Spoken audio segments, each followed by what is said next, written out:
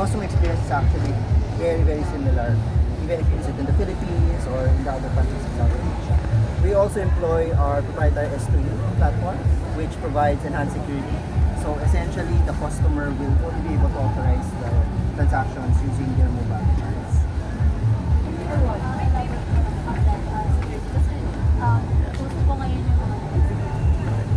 Correct. So right now, the reason why we did security is because, again, we have experienced a lot, or we've heard a lot about phishing, about account takeover. So with security, essentially the authorization is locked to the device. So if you have an app, if you have a phone, only you can authorize any transaction. So the benefit of that is that, one, you don't need an SMS.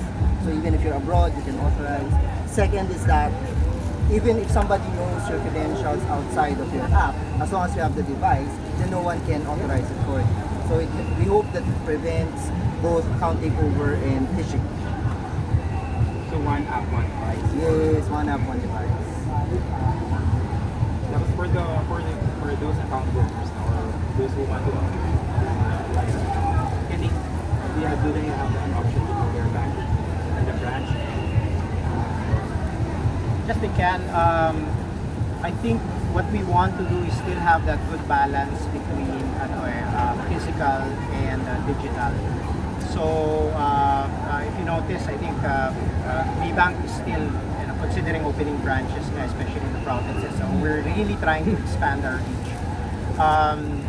The thing is, we want to also leverage on digital right now because after banking hours, during the weekends, right?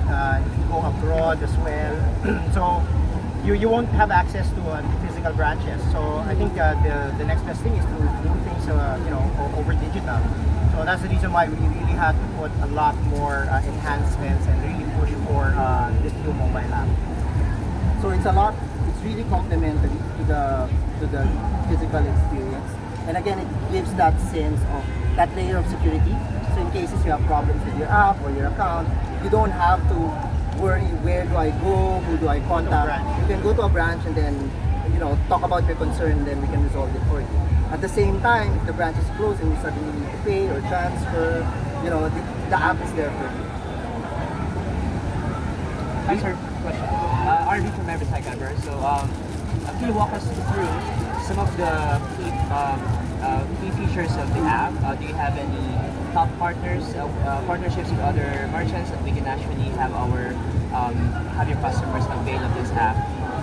Actually, right now we have a partnership with Gcash, so you can actually apply for an EasySave account using the Gcash app, and then you will have the same access sent to you with your EasySave account.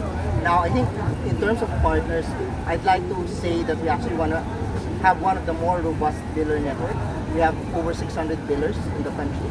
And the good thing is, we have all the major credit cards, all the major loans, all insurance.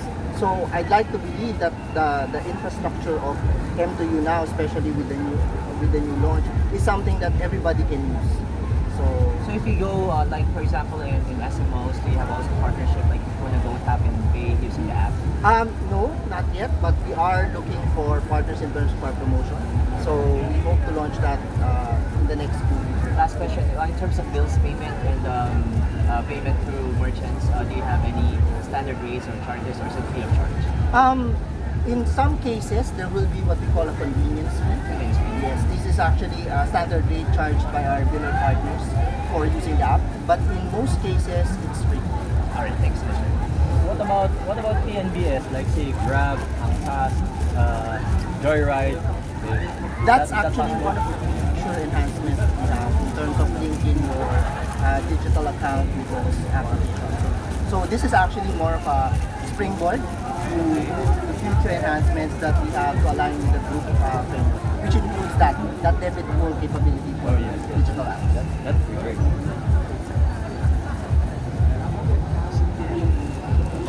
Sir, how do you often update the app for, let's say, more upgrades or more features? There's no fixed schedule, but like any other app, and especially because we are managed both by the group, so by Malaysia as well as the Philippines. Depending on the need or depending on, say, vulnerabilities that we discover, we can update the app as often as the need. But in most cases, it's really dependent on the need and anything that we see that will necessitate for us patching that. But in most cases, it's a stable app because it's actually coming from Malaysia. It's actually used by 4 or 5 countries already. And Maybank is actually just aligning with that Pring. I think in terms of functionality, we've lined up already a couple of items. Of course, I'm not free to the ones yet, no? But we do have a lot of additional items that are going to go into the app. So progressively over the next few months, there will be some new features coming out. So we're hoping that clients will be very receptive to all of these new features that are coming out, because what we want to do is we want to really make it more like a one-stop shop for all of your banking transactions. Make it very, very convenient for anyone to bank. Speaking of one-stop shop, I noticed that loans are not yet included in the top feature. Are you exploring that It's possibility? coming, Yes. sir. Yeah, it is coming. So you can view your loans, but application, that's part of the next thing. So do you also have promos so people would be enticed to get the app and also use that when they do shopping, especially this Christmas? Yes, I know that we have a couple of upcoming promos, right? So, if I'm not mistaken, we should be doing something already within October. I know it's October already, no? Pero we had to just make sure that we can get the app launched first, and then we can tie it up later on after the launch. So, coming soon, and please wait for it. Definitely, there's something coming out. Sir, earlier you said you want to leverage. Yeah. Would you be interested in Oh, applying pero for something else? Yun yung That's gagamitin mo been a long-standing debate. I think that's a very, very good question. No? I think we are, how should I say it? We are seriously considering. Yeah. Of course, there are pros and cons to it, right? We know that there are limited digital licenses that are being given by the regulator. So, we want to see if it's also the direction that we want to go to. But as a standard strategy for Maybank Philippines and even the group, we want to have more or less a good balance between the physical side as well as the digital side. So for the meantime, it's status quo. We're definitely having a look at it because it might be something that will make sense for us moving forward. That means there's a chance that you may apply for it once the application gets launched. Well, yes. We're reviewing it at that. And again, as a company, we really base a lot of our decisions in terms of what's best for the customer.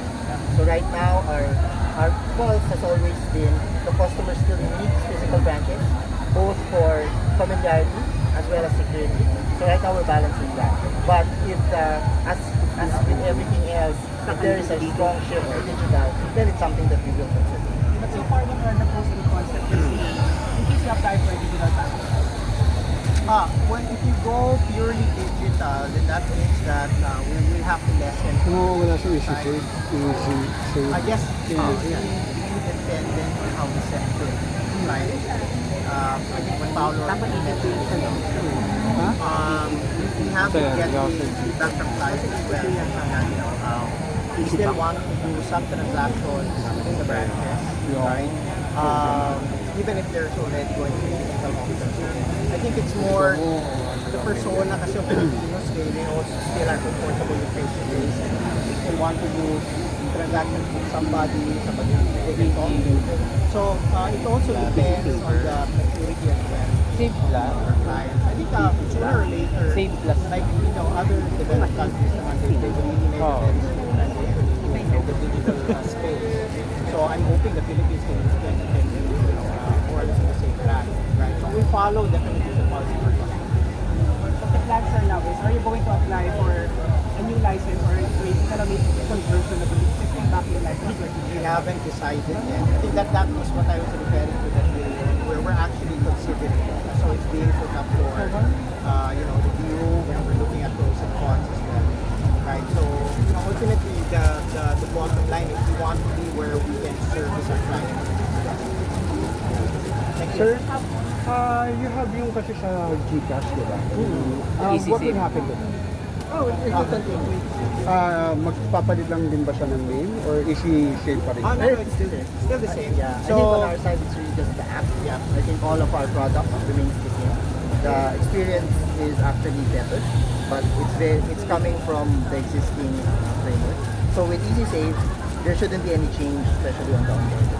Okay, but is it linked also to M2U? Yes. Easy Save is actually our customers or GDash customers way to apply for a Maybank product. Once they have a product, they can access that deposit from both GDash and R. Okay, good. Thank you.